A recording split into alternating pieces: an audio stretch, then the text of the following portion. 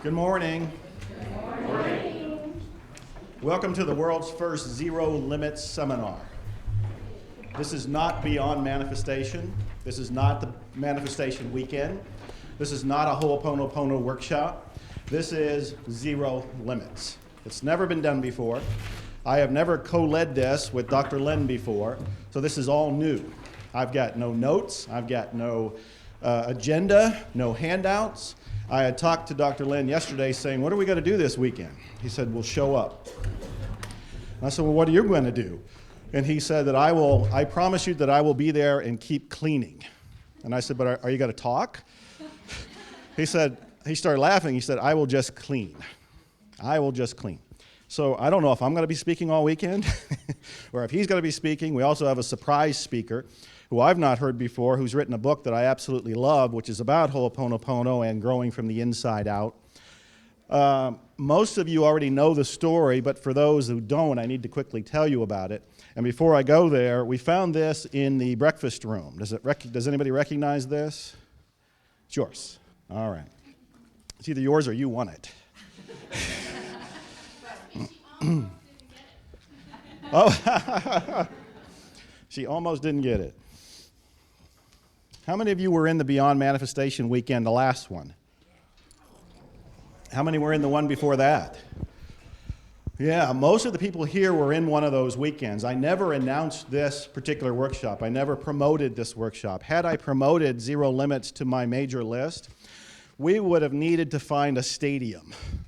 So many people want to know what the secret is behind the secret. So many people want to know about Zero Limits. So many people want to know about my forthcoming book called Zero Limits. So many people want to know about the world's most unusual therapist who is here today and this weekend.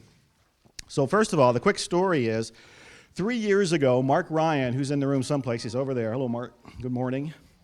Told me about a therapist who healed an entire ward of mentally ill criminals without seeing any of them. Now, I think I'm a pretty open-minded guy, but when I heard that story, I thought, I like you, Mark, but I think you swallowed a big one here. I think this is an urban legend. This doesn't sound like the truth at all. And so I didn't talk about it. I didn't investigate it. I let it go. I heard it again from Mark a year later. He said, did you investigate that therapist who healed an entire ward of mentally ill criminals? And I said, no, but what do you know about it? And he said, well, he used something called Ho'oponopono. And supposedly, he worked at this mentally hospital in Hawaii for the criminally insane, and he never saw clients, but he did something within himself that changed those people as he was working on himself. Well, I was curious at this point, and I started looking for that therapist. I couldn't easily find him. I know how to do research online. I know how to Google, and I know all those secret back doors to find information, but I couldn't find this therapist. So I found that a little curious and a little frustrating, but I also was very persistent. Finally, I found him listed on an unusual website called Business by You. I think that's the website, businessbyu.com. And there his face was.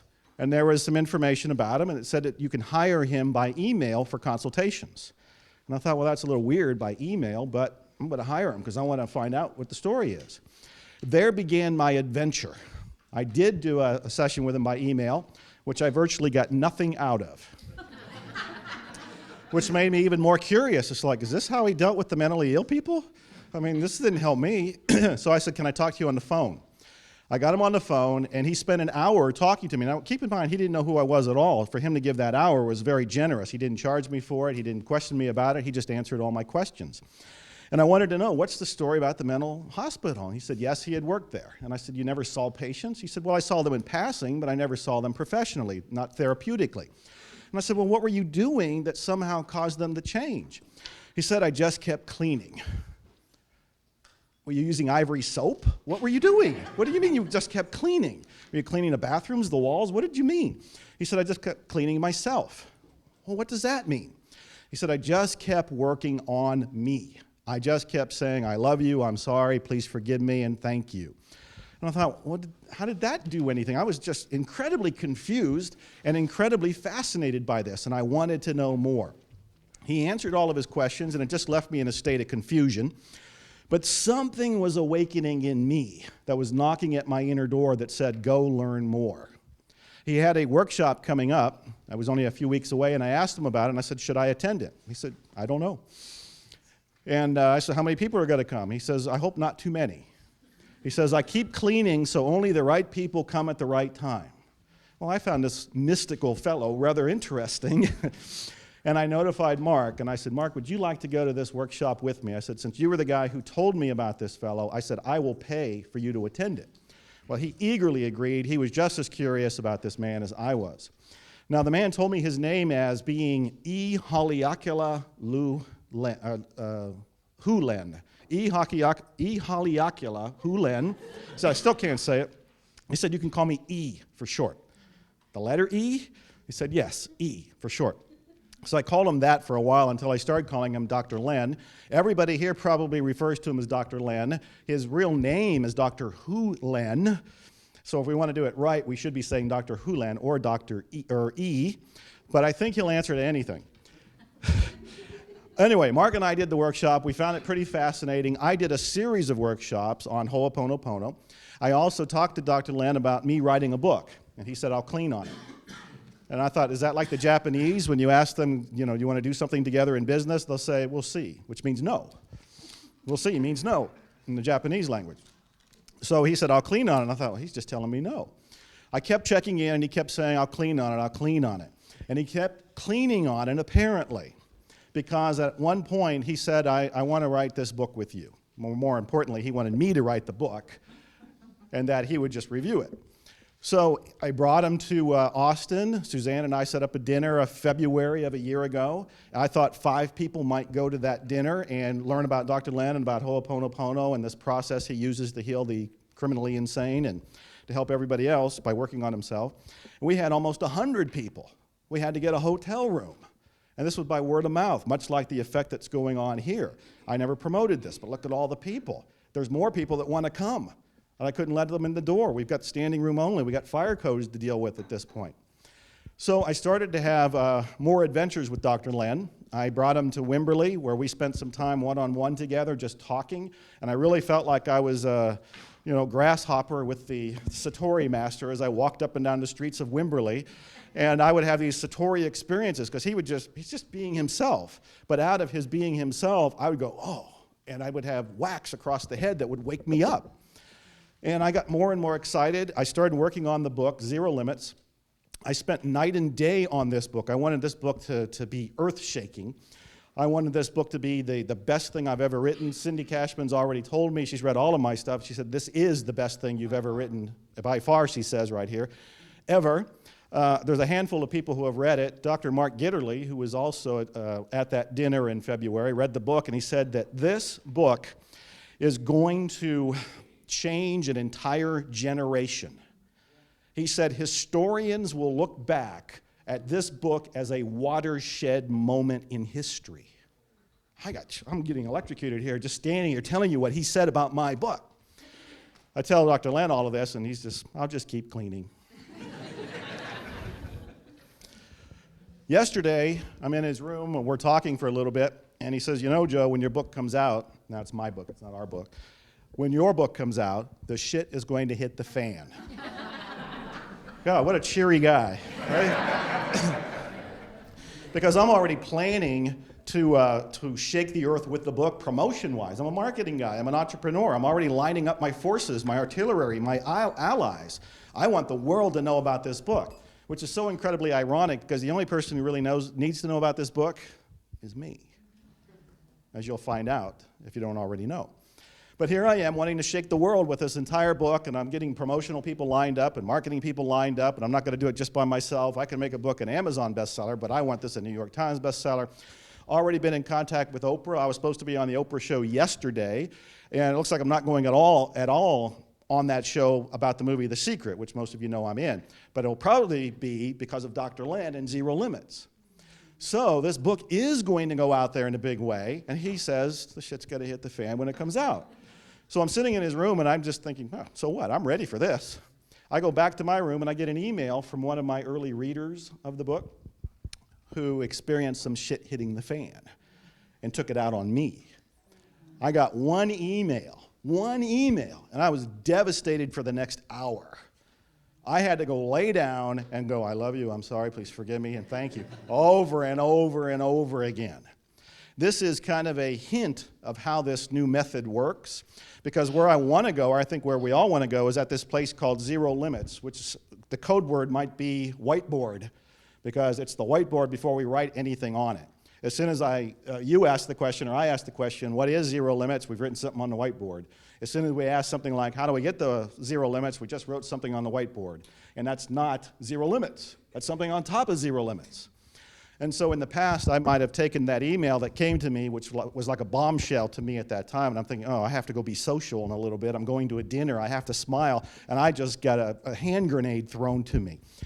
And I see him right after it, and he says, that was level 1, Joe. They'll still go to level 6. And I'm like, I'm not going to hang around this man anymore. He doesn't have any good news. And again, I'm saying it jokingly because all of this that comes up is for us to cleanse. And in the past, when I got an email like that, what I would have done is might have written back to the person and tried to logically explain things, or I might have gone to therapy and had all of this stuff worked out within myself, so I'm defusing buttons. But instead, what I'm looking at is I am 100% responsible for everything that is in my life. That person, that email is in my life. I have to be 100% responsible for that. Not just the experience of what was going on inside of me, but that person and what I perceive their experience as going on inside of them is a shared memory. And for me to get back to the whiteboard, to get back to zero state, I have to clean that. And as I clean that, I don't not only clean it in me, I clean it in that person, and I clean it in the people that it's shared with.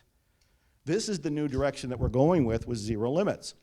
So by my spending that hour laying on the bed saying, I love you, I'm sorry, please forgive me, and thank you, I got up feeling much better. I was much more relieved. I was still shaken, obviously, openly I was, admittedly, but I felt lots better, and I had another email come from that same person, much more relaxed, much more loving and open. So there were some things happening. There was a ripple effect taking place. So what's happening this weekend is, I don't really know. I mean, the email last night, that's all part of this weekend, but I didn't set that up, not consciously anyway, maybe in some unconscious way, some divinely planned way it's been set up. I'm here for the ride. I'm here for the ride. So anyway, I have found that therapist, I have worked with that therapist, I have authored a book with that therapist. We have people talking about turning that book into a movie, which excited me. I did a radio show called Spiritual Hollywood. They listened, they heard the story about the unusual therapist, and they said, that should be a movie. Why didn't I think of that? That's right. This is like One Flew Over the Cuckoo's Nest, but a happier ending, And a much different way of doing therapy. So I'm thinking, wow, this is going to be big. This is going to be huge. This is going to be the movie. It's going to be the book. It's going to be Oprah. It's going to be all these other things that are happening out there in the world. But again, it all comes down to me. And I hope that you hear that this is relevant to you. But everything that's going on has to happen inside of me. All the cleansing, all the memories, anything in the way, all the problems, anything I perceive, it's not in the other people. It's in me. And so I'm cleansing. I am cleansing. And I wear all kind of devices to remind me of that. This pin up here, you'll see that Dr. Len is wearing a pin on his hat. I put a second pin on my hat. Do double duty here with the cleansing. It's to remind me to just keep doing, I love you, I'm sorry, please forgive me, and thank you, which are the phrases we will be exploring here to find out why they work. So, do you have any questions about where we're going this weekend or what I've rambled on to say so far? Not a one. Not a one. Not a comment, not a thought, not a... We're ready, let's go. We're ready, let's go. Get Joe off the stage. Is that it? You're along for the ride? That's good. That's good. Well, how many of you would like to hear Dr. Len talk for a little bit? Anybody? Yeah.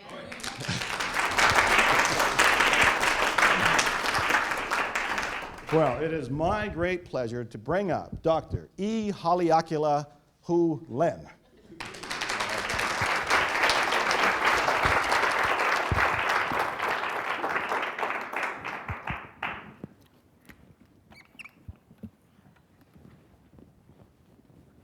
Suzanne?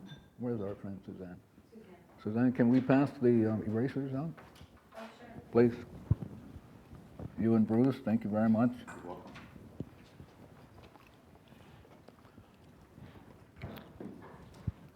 while they're passing the erasers out, I want to make a couple comments about the room.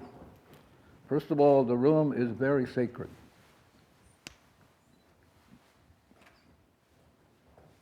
The room is very, very sacred. So you need to be aware of that. How you treat yourself is how you'll treat this room. And if you're willing to accept the fact that this room is very sacred, and whoever built it with great sacredness, then the room ought to be acknowledged as some. Each chair that you're sitting in is very sacred. It isn't just a chair. You didn't just happen to sit in that chair, but each of the chairs you're sitting in, very, very sacred. So that means how you treat the room and how you treat the chair is how you treat yourself. So I want you to pay attention to that. So this room is very, very sacred. The chair that you sit on is very, very sacred. The air that you breathe in this room is very sacred. So this room is a temple. And I would like, at least I'm going to treat it as a very sacred place. So the owner who put out his soul to build these things, we want to honor that person, because that person, whatever he was inspired, built this room, and you're here, instead of sitting out there in the rain someplace. So I want to make the point very importantly, the room is very sacred. So I would appreciate it if you would not have any cell phone conversations in the room, because you will disturb the rhythm of the room. So this room has an identity of its own, and it can only do what it was created to do without your disturbing it. So cell phones, computers, all these things up will disturb the room. And if you disturb the room, then we can't get across the information. So I just want to make the point, the chair you're sitting on, the table that you're right here, the carpet that you're standing on, the foundation, all of this is very sacred. And without this room, this cannot take place.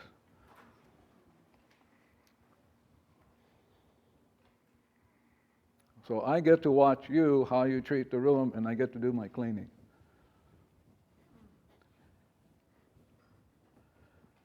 Years ago, I worked again at Hawaii State Hospital, and one of the things you noticed about the ward, that the peeling of the paint, the toilets would flush when nobody was on them.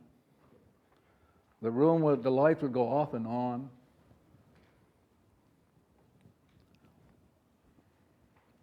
You could hear crying in the room.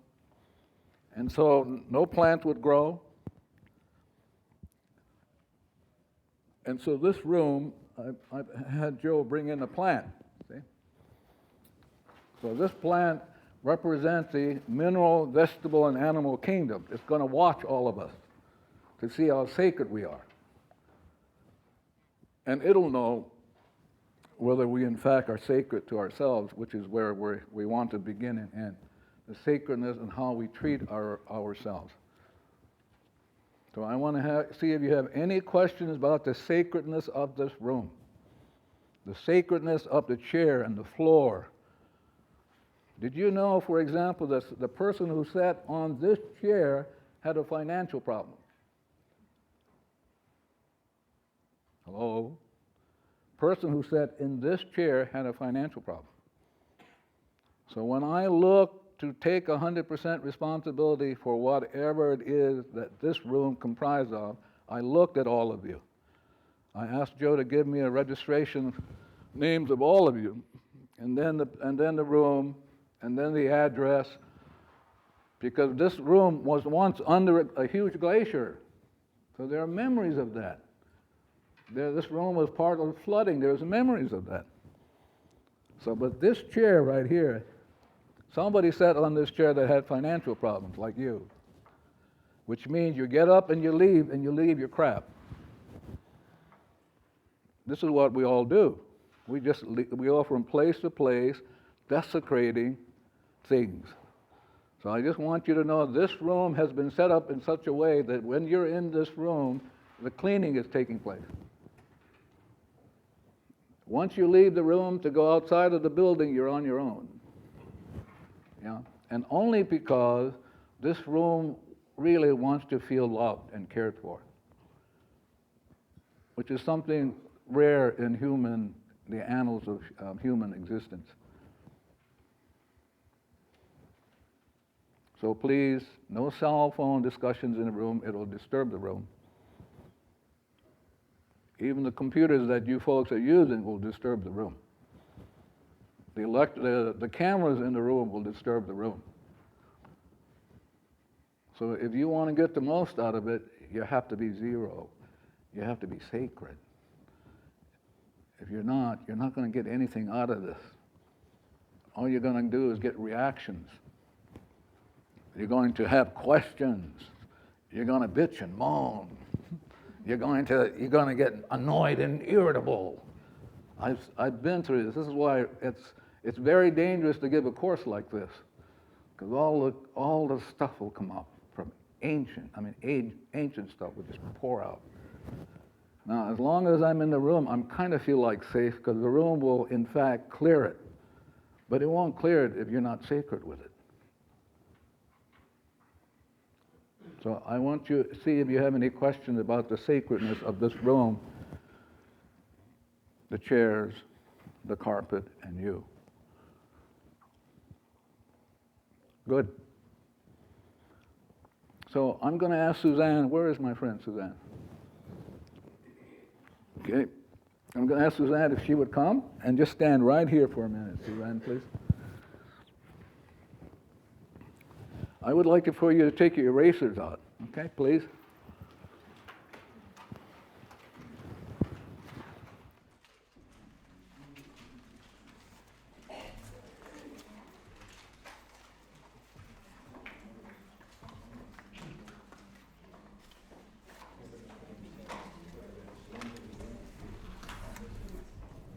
Okay, everybody got an eraser?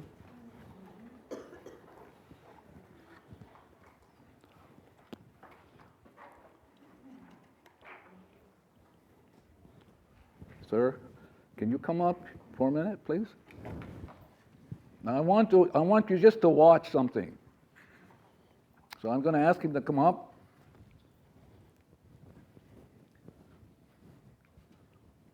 The person who owns the building. I'm going to ask him if he would stand right here. And then all I'm going to do is ask him to take his eraser and erase that, M. Could you do that, please?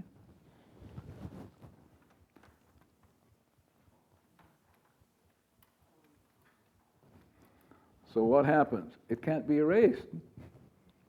Why might that be so?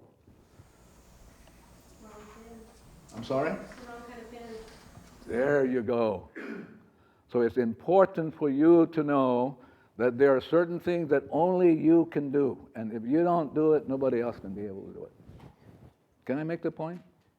In other words, you have come into this lifetime to do those things that nobody else can do. And if you can't erase the stuff and take yourself back to zero, you're stuck and you'll never be able to achieve that. So your only enemies are who?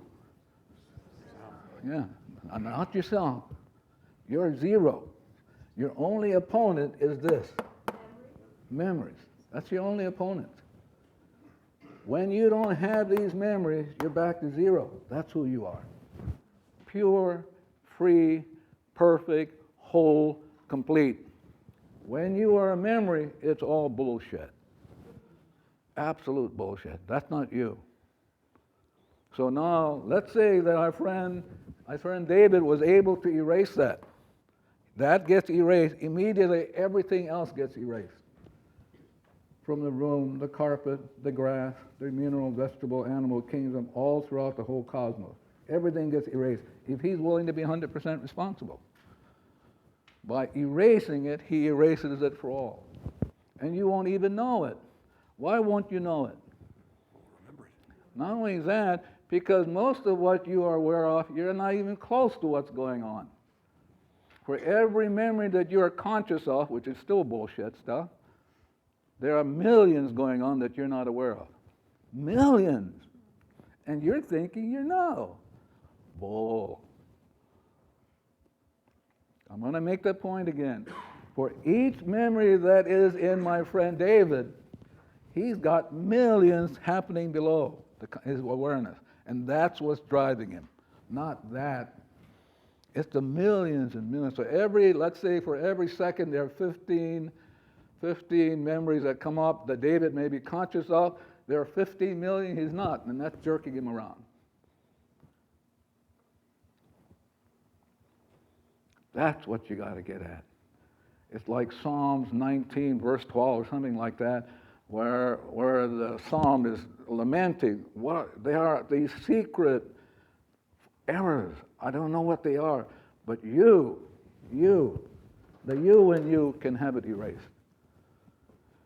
But you have to know it's only you. If you don't erase it here, if something comes up in his mind that he may not be even aware of, if he doesn't get at it and erase it, we're all stuck with it. We're all stuck with it. And there are certain things that's going to come up that only you can clean. If you're waiting for David to clean, he won't even be conscious of it. And you're stuck now. We're all stuck. So anybody know how a symphony orchestra gets tuned up? Who comes out and tunes them up? Concert master. So David is like a concert master. So if he's willing to erase, everybody, he goes into tune, this gets erased, and everybody else goes into tune.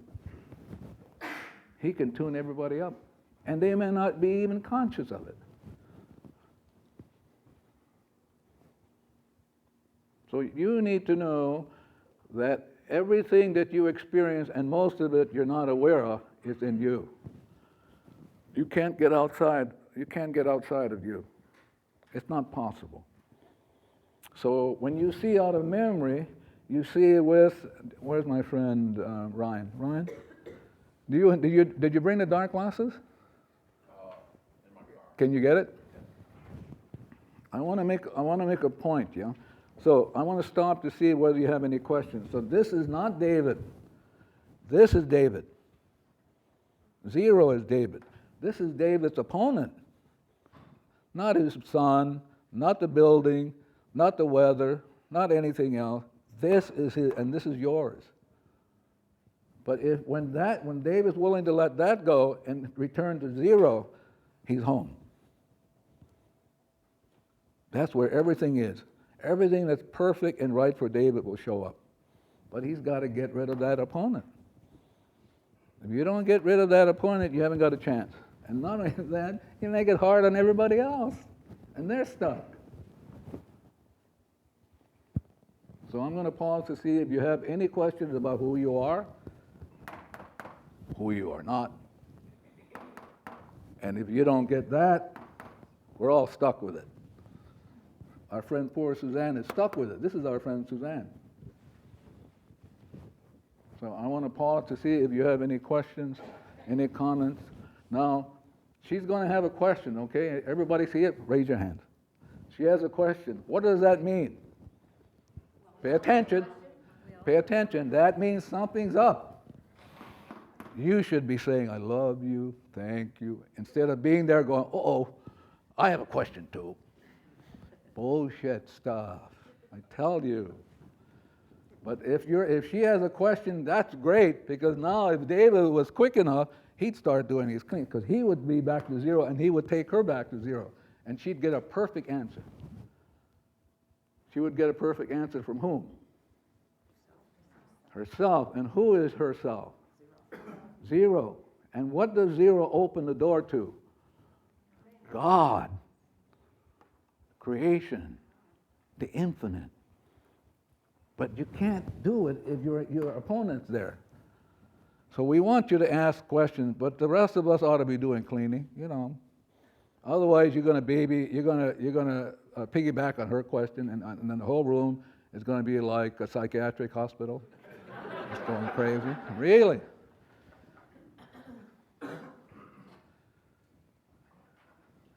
Thank you very much.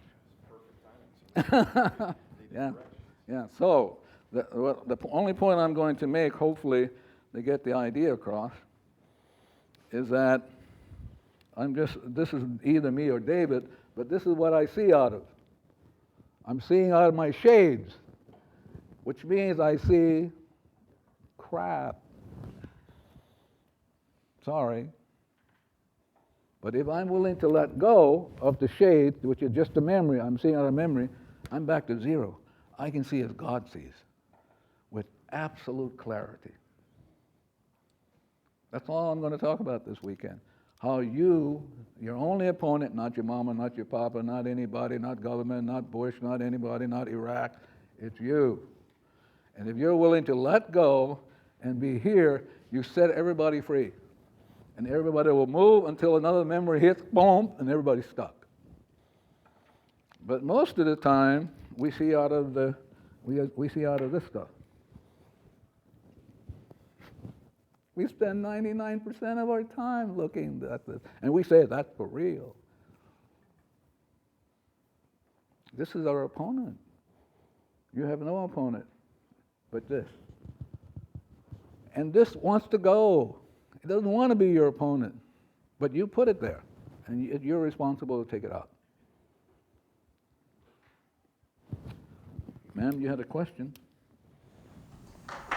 You know, allowing that space between when I wanted to ask the question until now, you've allowed me to answer my own question. Yes. So there is no question. Yeah, so you're going to put people like us therapists out of business. We're going to go have to do something else. Really. If you come from, thank you, Suzanne. We're going to have to figure out a way to erase that stuff, huh? Yeah. Thank you very much, David.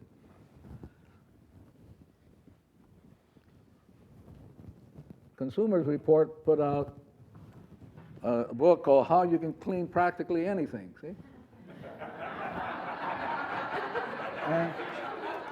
And I don't know, they have 80 or 90 ways, depending, and so we're going to find a way how to clean this stuff, yeah?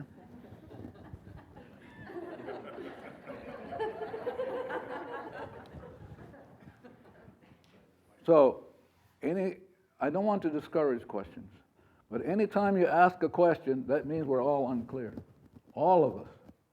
If you're waiting for an answer to come, like a discussion, you ain't going to. Discussions don't erase. It won't do it. The only thing it will erase is I love you. And why will I love you erase? Some of you are doing it. Why does it work? Takes you back to zero? What? I know it. Okay, we got that one. It takes us back to zero. How does it take us back to zero? So you need to know that. You need to appreciate how you move the whole cosmos by simply saying, I love you. How you engage the entire cosmos by saying, I love you. But you need to be aware what's involved so you can be awed by this stuff, as opposed to, I love you. And you go, oh, is there a faster way? I love you. No, it got to be I love you, I love you, I love you. But when you say, I love you, you cannot believe, you engage the whole cosmos. Anything that's out, the divinity will put in. Will put it back in the rhythm. The whole kit and caboodle. So if the divinity says, I'm going to take that memory out, it's going to take it out of everything. All different galaxies, different dimensions, things you're not even aware of. We'll pull it off. So the idea is I want you to appreciate the fact that as being a divine being at zero, you have enormous power by saying I love you. But you need to know how it works so you can appreciate it. So I want to come back. Yes, ma'am. We get to clean now. I love you. Thank you. Don't just sit there like a lump on a log. Yeah. Yes, ma'am. It connects me to the mind. I'm sorry? It connects me. Yes. So that's one of the things that it'll do. As soon as you say I love you, instantly that connection is made to the divinity. Instantly. Why would that be so, David? If that, when you say I love you, instantly that connection is made with divinity. Why would that be so? That's where we came from. Yes. Did you hear what David said? That's where we came from. Love. Not any kind of love. Not the kind of love, I love you if. Yeah. But the love that will take you home again to a pure state. And that love is when you say I love you, it has three elements in it. Three important elements that you ought to be aware of and appreciate. The first element is I'm sorry. When you say I love you, so sometimes when I have a back pain, if I'm on the airplane, I simply say I love you. So I'm talking to the divinity because I have something going on in me that creates this back pain. So I'm saying to divinity, I love you. And so now that love you, that is a petition. I'm saying to divinity, I'm sorry for whatever's going on in me that's not me, and I'm asking you to do whatever is right for me and for that. That's the first thing. The first element is repentance. I'm sorry. When you say I love you, you're saying I'm sorry for whatever is going on in me that's not me. And the other thing that you're saying is, please forgive me. So when you say I love you, you're talking about repentance and forgiveness. Every time you say I love you, every time you say I thank you, you're saying to divinity, I'm sorry, please forgive me. And then divinity can only do, the next step is called transmutation or transformation. And that is to erase these memories and take you back to zero. You cannot do it. The conscious mind, the intellect, has no ability to come and erase that stuff, to transform that back to zero. So every time you use this process, and several processes are going to be given, it's the process of, I'm sorry, please forgive me, and then allowing divinity to erase. So only divinity can erase. So I'm going to pause to see if you have any unclarity that I've created on my part. Yes, ma'am. Now we get to erase as she's talking now. We're going through the process of saying this over and over and over again.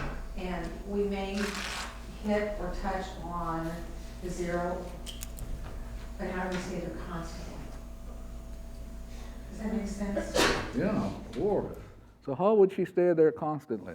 I keep saying, I'm sorry, that's right. Yep, it's tedious. It's tedious. And particularly it's tedious because you're looking. You're looking for what? Results. And you're saying to divinity, I'm looking for results. Yeah? As opposed to trusting. So in this country, I'm talking about the U.S., some of you are from other countries, but in this country, what is our motto, David, for this country? What is our motto? In God we trust. Ha! What a bunch of baloney, you guys. In God we trust. Yeah. So in this great country, the motto is in God we trust. So when we do our cleaning, please know when you knock, the door is going to be open even if you don't see it below your consciousness. If you ask, the door will open. It will open. As opposed to you going, did it open? Oh my God, you only aware of one out of a million stuff going on at once, and you're trying to make a judgment? What a bunch of baloney.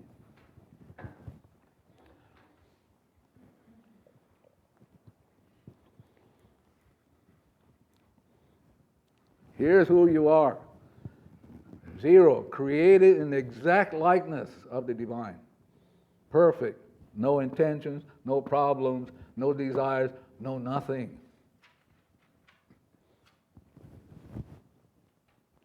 No wishes, I wish I had more money. When you're at zero, it's all gone. You don't have to do anything with that. But it's tedious work to go from here, because the enemies are mountainous. Mountainous. The deep is the deep blue sea. It's the surging and the moving in your mind of this data, this information. It moves and like that. So each of us have a particular vortex we're caught in that we have to be responsible for. Others are caught in different, but if we all work as a family, because that's who we are. See, zero means we're all family. E pluribus unum. Out of many, one. So zero makes us family. Can I say that again? Zero makes us family. We don't acknowledge, at zero, we don't acknowledge anything that a religion, a race, a belief. There's none of that you have to deal with. When you're at zero, you're home free. Free. Like King said, I'm free at last. But we're talking about spiritually. We're free at last. And the only thing between you and freedom is your stuff. So I'm going to pause, see if you have any unclarity on my part. Yes. I guess my question to you is that the cleaning that you've done, and you've been cleaning for a long time, 25 years. long before all of us here. Yeah.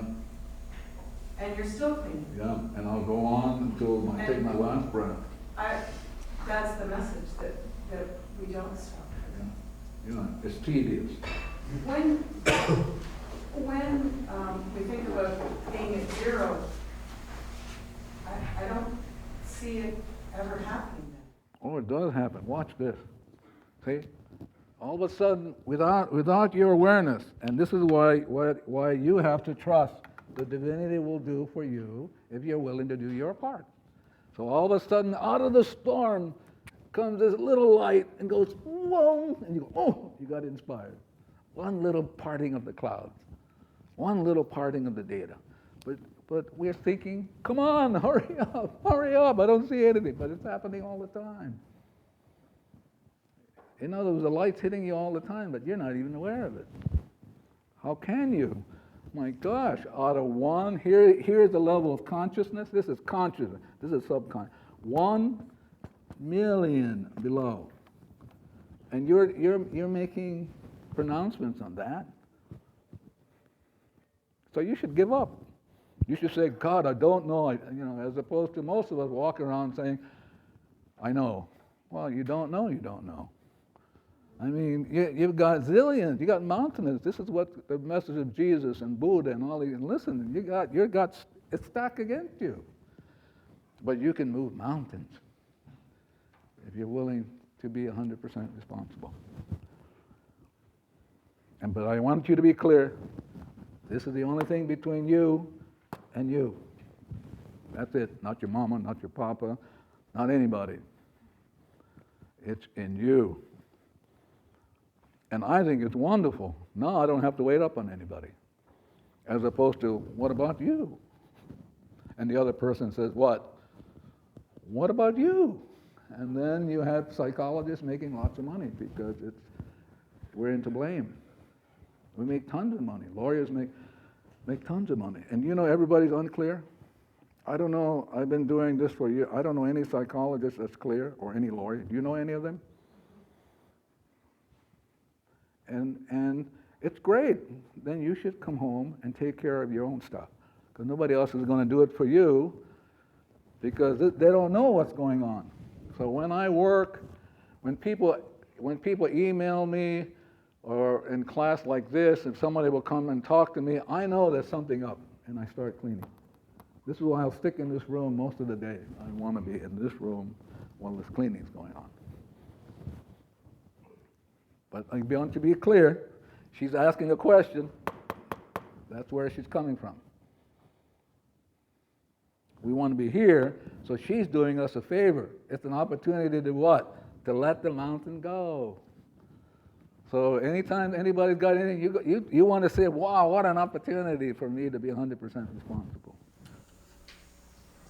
When you're cleaning and I'm cleaning, are we cleaning each other? Are we cleaning the space around us?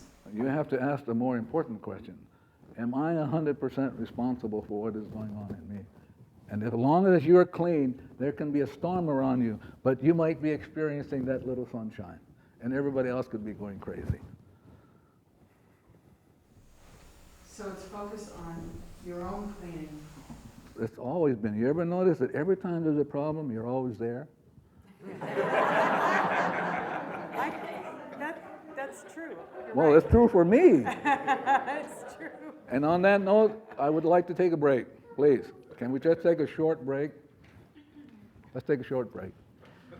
Otherwise, what happens is a part of you will walk out the door. You might be there, but you're not home.